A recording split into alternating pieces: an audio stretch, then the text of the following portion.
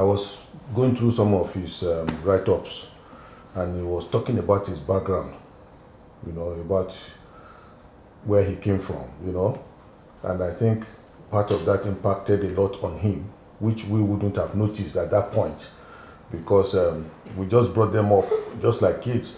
But apparently, the environment, the society affected his thinking quite a lot and made him to start looking at issues from a different perspective. So it's possible that these things could have ignited his interest in areas of history and documentary and things like that. More classical kind of reading than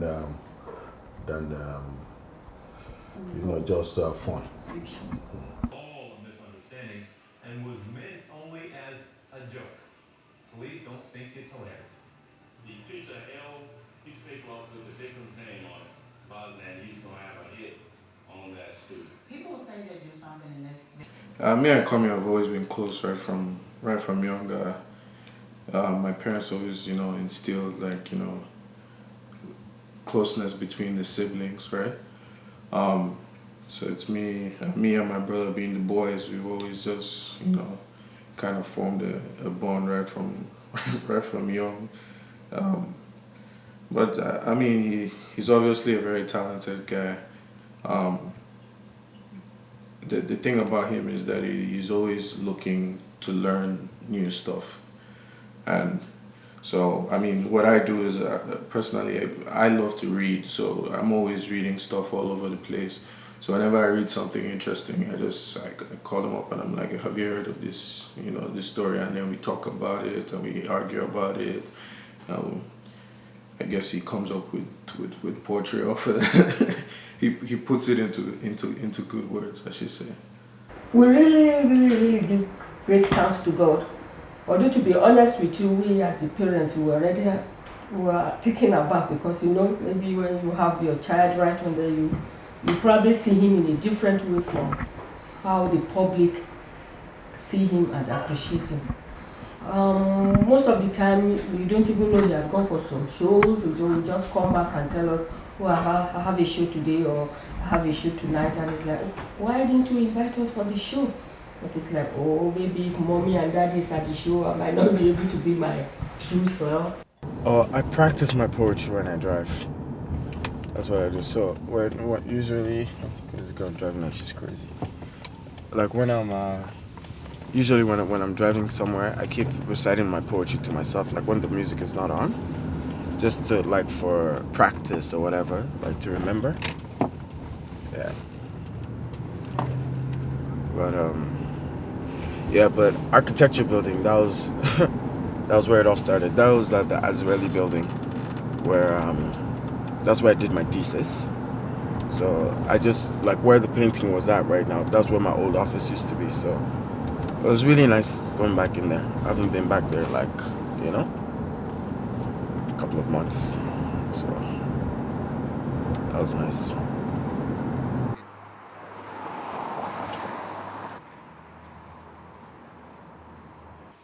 My background in architecture basically stems from both my parents are architects, which really has no reason, nothing to do with the question. But so I remember when I was 6 years old, I needed to go to the bathroom at 12 o'clock at night, and then actually it was 3 in the morning, and my dad was working through his garage, because they had their office set up in our garage in Nigeria.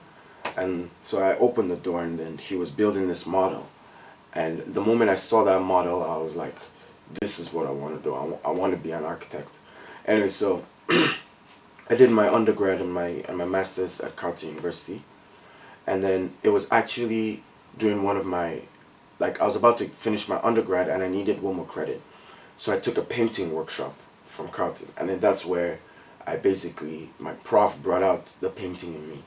Basically, so architecture is my passion. I love architecture because I feel as individuals, everybody wants to change the world, but I feel like it's all little parts that come together to change. And I feel like my calling in life is to affect people's lives through architecture.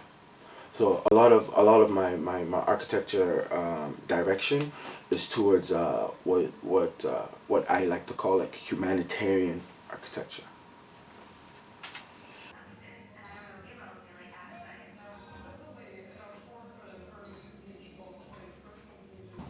This was a fourth year project for a bath, and it was supposed to be like it was supposed to be about reconciliation, because the site is actually where the U.S. Embassy is right now, in Sussex.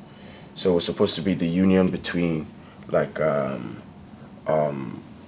old Ottawa and new Ottawa or whatever. So there's like brick brickwork versus wood frame construction coming together to form this bath. So there's like reading rooms and like gym, like swimming pool and stuff. That's what this was about. Well, we're both architects, so I mean, one of the one of the requirements for you to be an architect, you must have some artistic tendency. Actually, architecture is both art and science, so you must be quite good in art and good in science also, because the whole idea of architecture is building, and building is technology, technology is science, and science is art. See, so it's both art and science. So definitely, even if we are not expressing it, it's somewhere inside us. There's something, there's something that is artistic. There are some disclaimers to some of the issues, eh? Really? What are we telling them? Some disclaimers like that. You don't want to hear everything. Right? No, I want to hear. Tell me, what did you say? Komi is placed in a strategic area of art and architecture. Having been, having these talents in architecture itself, in the dramatic art, in the poetry, in painting, is a strategic combination of talents that could actually ignite a new direction in architecture. And I have been trying to school him in that thought, that look, you've got abilities that 3 or 4 people will need to put together to achieve, all in one person. So it is an opportunity for you to evolve your own language in the profession. You evolve your own language.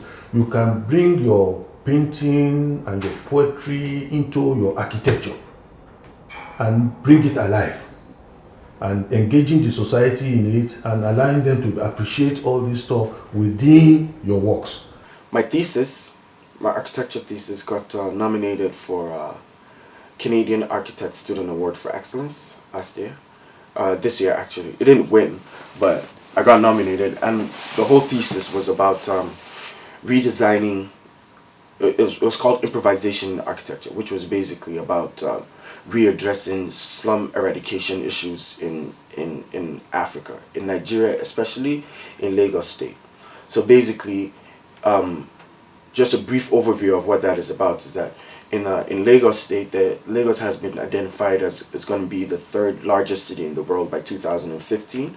So what the government is doing right now is they're trying to up the standard of Lagos State to reach international standards. So there are 42 slums that have been highlighted in Lagos, and what they're going to do is they're destroying these slums and rebuilding it, basically, like building condos or whatever you want to call it. But what happens is that even though I agree with the whole idea of like development, there are going to be a lot of human rights violations that are going to happen, because the way things are done is that they're going to bring their bulldozers, they're going to break it down. They might give them an eviction notice, but these people are going to they're going to be displaced.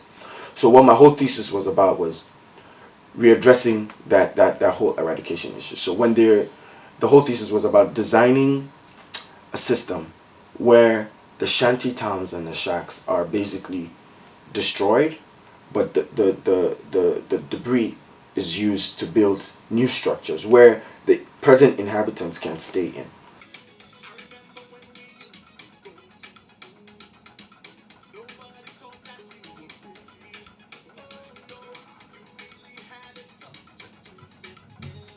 the collection I'm working on right now, which is Angels in Music, is a broader sense, in the sense that what I'm trying to do is a series of portraits of different musicians from different genres, and I'm trying to paint them in an unconventional way of doing portraiture. So basically trying to encompass their music and their character in the painting. Okay, usually with this collection that I'm doing, like I like to play like the music of whoever it is that I'm playing, because it sort of puts me in the mood of painting. Yeah, this is my shit right here.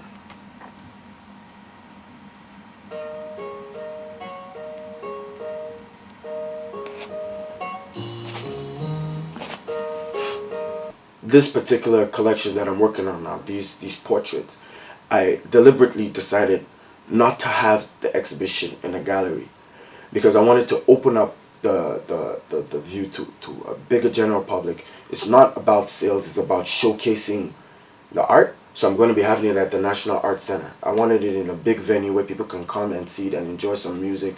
And so I was running away from the gallery, you know, but eventually, you know, when we get broke, I'm going to go back to the gallery. Actually, to be frank, you know, I was worried. I was pretty worried about Komi. He didn't evolve in the traditional way of evolving, you know. We come from a background where you want a meal ticket in your pocket, eh? I don't know whether you get my you know, you want to come up to be able to have a means of livelihood. A means of livelihood. And we thought becoming an architect was a great way of having a meal ticket in your pocket. But then he has other passions, which we started realizing. He has this painting passion, he has this poetry passion, and all the rest of it. And that gave us a lot of concern, because we were just wondering, now, is this going to feed you? You know, are you going to evolve? But then he has proven himself to be resolute in his mission. He believes very strongly in his abilities. He's convinced that he's in the right direction. And as parents, well, we rely on God to give us the wisdom to be able to bring him up in the right direction. So we just allow him to be who he is.